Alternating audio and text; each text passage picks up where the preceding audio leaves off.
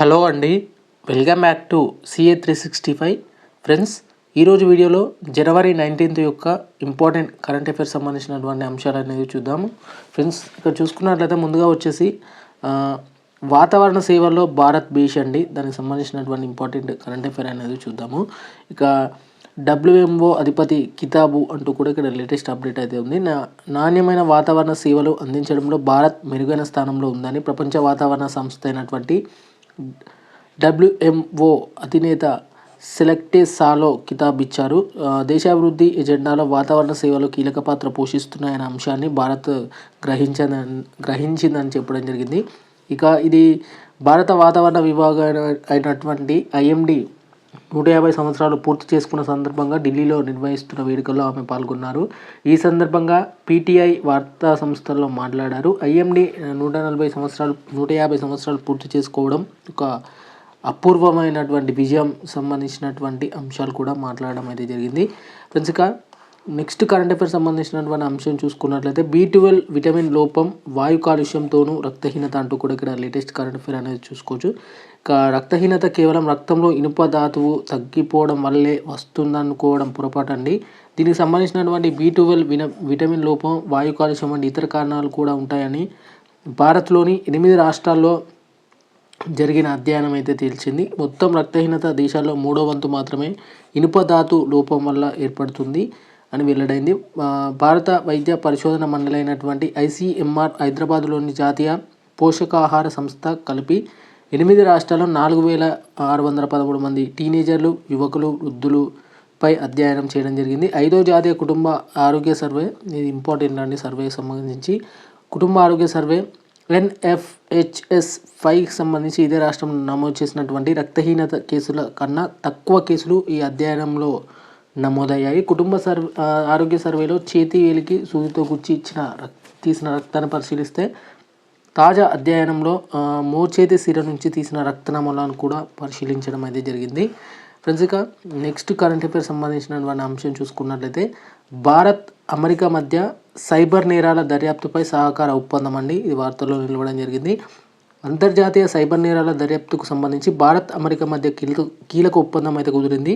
Cyber నేరాలకు ఎదుర్కోవడంలో ఇరు దేశాల అధికారాలు మరింత సహకారం అందించుకోలేలా తాజాగా అగ్రరాజ్యం కొత్త ఒప్పందంపై సంతకం చేసింది. దీనికి సంబంధించినటువంటి ఒక ప్రకటనను భారత్ శనివారం విడుదల చేయడం జరిగింది. సైబర్ నేరాలతో పాటు తీవ్ర ఉగ్రవాదానికి ఆర్థిక తోడ్పాటు, మాదక ద్రవ్యాల సరఫరాకు సంబంధించి అక్రమ రవాణాలకు సంబంధించి మానవ అక్రమ రవాణా, మనీ లాండరింగ్ తదితర అంశాలపై భారత్ అమెరికా మధ్య భద్రతాపరమైన సంక్లిష్టత ఏర్పడింది. ఈ అంశంలో ఇరు దేశాల సహకారాన్ని మరింత బలోపేతం చేయడం కోసం ఒప్పందం అయితే కుదుర్చుకోవడం అయితే జరిగింది.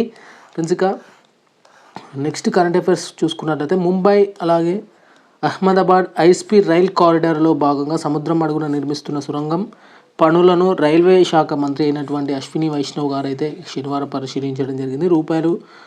వేల కోట్ల రూపాయల ఈ ప్రాజెక్టు పనులపై పురోగతి ఈ సందర్భంగా ఆయన సంతృప్తి వ్యక్తం చేయడం జరిగింది. 21 కిలోమీటర్ల పొడవైన ఈ సొరంగాన్ని 7 కిలోమీటర్ల పొడవు టానే క్రీక్ దిగువన ఉంటుందండి. బాంద్రా కుర్లా కాంప్లెక్స్ స్టేషన్ను షిలాపాటా స్టేషన్కి సొరంగం అయితే కలుపుతున్నట్లు కూడా తెలుస్తుంది. ఇక్కడ లొకేషన్స్ గుర్తుంచుకోవాలి ఖచ్చితంగా, అలాగే వీటి యొక్క డిస్టెన్స్ కూడా చెక్ చేసుకోవాలి. అక్కడ ఎక్కడుందో లొకేషన్ అది కూడా గుర్తుంచుకోవాల్సి ఉంటుంది. ఇక నెక్స్ట్ కరెంట్ అఫైర్ చూసుకున్నట్లయితే ఇంటర్నెట్ వినియోగదారులు 90 కోట్ల అండి, దానికి సంబంధించినటువంటి నివేదిక చూసుకున్నట్లయితే ఈ ఏడాది మన దేశంలో ఇంటర్నెట్ వినియోగించే వారి సంఖ్య 90 కోట్లకు అధిగమించనుంది. డిజిటల్ కంటెంట్ కోసం ప్రాంతీయ భాషల వినియోగం పెరగడమే ఇందుకు కారణమని IMMI కాంటర్ నివేదిక అయితే వెల్లడించడం అయితే జరిగింది. ఇది ఇంపార్టెంట్ అని గుర్తుంచుకోవాలి. ఇక సగానికి పైగా దాదాపుగా 57% పట్టణ ఇంటర్నెట్ వినియోగదారులు ప్రాంతీయ భాషలోని కంటెంట్ను వినియోగించడం వల్లే ఈ పెరుగుతుందంటూ కూడా ఇక్కడ దీనికి సంబంధించినటువంటి అంశాలు కూడా చెక్ చేసుకోవచ్చండి. ఫ్రెండ్స్, ఇక భారత్ 2026 కల్లా 4వ అతిపెద్ద ఆర్థిక వ్యవస్థగా పునర్జీవనం పోసుకుంటుందంటూ కూడా ఇక్కడ లేటెస్ట్ అప్డేట్ ఉంది. 2024-25లో వృద్ధి రేటు వచ్చేసి 6.8గా నమోదు కాబోతున్నట్టు తెలుస్తుంది. PHDCAI అంచనా అంటూ కూడా ఇక్కడ లేటెస్ట్ అప్డేట్ చూసుకోవచ్చు. ఇక భారత వృద్ధి అంచనా 6.5/7% పెంచే అవకాశం ఉన్నట్లు కూడా తెలుస్తుంది. ఇక దానికి సంబంధించిన అంశాలు కూడా ఇక్కడ క్లియర్ కట్గా చెక్ చేసుకోవచ్చు అండి. ఇక నెక్స్ట్ కరెంట్ అఫైర్ వచ్చేసి ఫిన్టెక్ ఫండింగ్లో అంతర్జాతీయ భారత్కు 3వ స్థానం అంటూ కూడా ఇక్కడ లేటెస్ట్ అప్డేట్ ఉంది. ఫిన్టెక్ రంగంలో వచ్చినటువంటి నిధుల విషయంలో అంతర్జాతీయ భారత్కు 3వ స్థానం దక్కింది. 2023తో పోలిస్తే 24లో 33% మేర నిధుల రాక తగ్గినా కూడా ఈ స్థానం దక్కించుకోవడం విశేషం. ట్రాన్సాక్షన్ అనే మార్కెట్ ఇంటెలిజెన్స్ సంస్థ ఈ మేరకు నివేదిక విడుదల చేయడం జరిగింది. అంతర్జాతీయంగా భౌగోళిక రాజకీయ అనిశ్చితులు ఉండడంతో మొత్తం మీద గిరాకీ తగ్గడంలో ఈ రంగానికి నిధుల రాక క్షీణించింది. అందులో పేర్కొనడం అయితే జరిగిందంటూ ఇందులో పేర్కొన్నటువంటి నివేదిక అంశాలకు సంబంధించి చూసుకోవచ్చు. 2024 ఫిన్టెక్ రంగం $1.9 బిలియన్ మేర సమీక్రమించిందంటూ కూడా ఇక్కడ లేటెస్ట్ అప్డేట్ అనేది చూసుకోవచ్చు. ఫ్రెండ్స్, ఇక మరొక కరెంట్ అఫైర్ వచ్చేసి గాజాలో ఎట్టకేలకి శాంతి అండి. ఇక నేటి నుంచి అమల్లోకి కాల్పుల విరమణ ఒప్పందం అంటూ కూడా చూసుకోవచ్చు. ఇక హమాస్ ఇజ్రాయిల్ మధ్య పోరుతో గత 15 నెలలుగా అట్టుడికినటువంటి గాజా ఎట్టకేలకు ఆదివారం నుంచి శాంతిని అయితే చేకూరుతుంది. ఇక అమెరికా, ఈజిప్ట్, ఖతార్ మధ్యవర్తిత్వంలో కుదిరినటువంటి కాల్పుల విరమణ ఒప్పందం స్థానిక కాలమానం ప్రకారం ఉదయం 8:30 గంటల నుంచి అమల్లోకి రానున్నట్లు కూడా ఇక్కడ క్లియర్గా ఒక అప్డేట్ అనేది చెక్ చేసుకోవచ్చు. ఫ్రెండ్స్, ఇక మరొక కరెంట్ అఫైర్ వచ్చేసి ద్రవ ఇంజిన్ రీసార్ట్ ప్రక్రియ విజయవంతం అండి. ఇస్రో మరో ముందడుగు. అంతరిక్ష నౌకల్లో వినియోగించడంలో ద్రవ లిక్విడ్ ఇంజన్ల రీసార్ట్ ప్రక్రియను విజయవంతంగా పూర్తి చేసినట్లు ఇస్రో ప్రకటించడం జరిగింది. తమిళనాడు మహేంద్రగిరిలోని ప్రొపల్షన్ కాంప్లెక్స్లో వికాస్ లిక్విడ్ ఇంజన్ రీసార్ట్ ప్రక్రియ ప్రయోగించినట్లు కూడా వెల్లడించింది. ఈ ఇంజన్ను తొలుత 60 సెకన్ల పాటు మండించి నిలిపివేశారు. 120 సెకన్ల తర్వాత మళ్ళీ ప్రారంభించగా 7 సెకన్ల పాటు ఇంజన్ మండినట్లు ఇస్రో పేర్కొంది. అన్ని దశల్లోని ఇంజన్ పనితీరు కూడా మెరుగ్గా ఉందని కూడా ఇస్రో అధికారులు అయితే చెప్పడం అయితే జరిగింది. ఇక నెక్స్ట్ కరెంట్ అఫైర్ వచ్చేసి ఇంపార్టెంట్ అని వినికిడి లోపంలో పెరగనున్న పార్కిన్సన్స్ ముప్పు అంటూ కూడా ఇక్కడ లేటెస్ట్ అప్డేట్ ఉంది. వయసు మీద పడే కొద్దీ తలెత్తే వినికిడి లోపం పార్కిన్సన్స్ వ్యాధి ముప్పుకు 57% వరకు పెంచవచ్చని బ్రిటన్ శాస్త్రవేత్తల తాజా పరిశోధనలో తెలిపింది. అందువల్ల తగ్గుతున్న వినికిడి సామర్థ్యం ఈ వ్యాధికి ముందస్తు హెచ్చరికగా కావచ్చు అంటూ కూడా ఇక్కడ దీనికి సంబంధించినటువంటి అంశాలు చూసుకోవచ్చు. ఇక నెక్స్ట్ కరెంట్ అఫైర్ వచ్చేసి లేటెస్ట్ అండి, ఇంపార్టెంట్ గుర్తుంచుకోవాలి.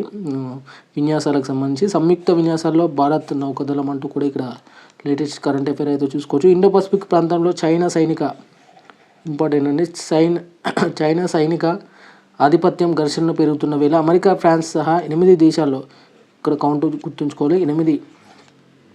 8 దేశాలతో భారీ స్థాయి సంయుక్త విన్యాసాల్లో భారత నౌకాదళం పాల్గొంటుంది. దీనికోసం క్షిపణి విధ్వంసక నౌక అయినటువంటి INS ముంబైని కూడా తరలించారు. లా పెరోస్ పేరుతో ఈ నెల 16వ తేదీ నుంచి మొదలైన విన్యాసాలు 9 రోజులు కొనసాగనున్నట్లు తెలుస్తుంది. హిందూ మహాసముద్రం, పసిఫిక్ మహాసముద్రం నడుమన ఉన్నటువంటి జలసంధి ప్రాంతాల్లో ఇవి జరుగుతున్నట్లు తెలుస్తుంది. ప్రపంచ నౌక వాణిజ్యంలో ఈ జలసంధి కీలక పాత్ర పోషిస్తున్నట్లు కూడా తెలుసుకోవచ్చు. ఇక సారూప్య నౌకాదళాలు సన్నిహిత సంబంధాలు పెంచుకునేందుకే విన్యాసాలు వీలు కల్పిస్తాయని కూడా భారత నౌకాదళం అయితే తెలపడం జరిగింది.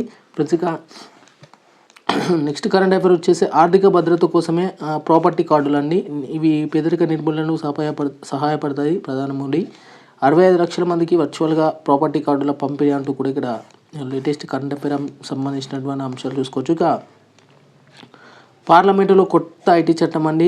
ప్రస్తుతం ఉన్నటువంటి ఇన్కమ్ ట్యాక్స్ చట్టాన్ని సులభతరం చేసేందుకు రానున్న పార్లమెంట్ సమావేశంలో కొత్త ఐటీ బిల్లును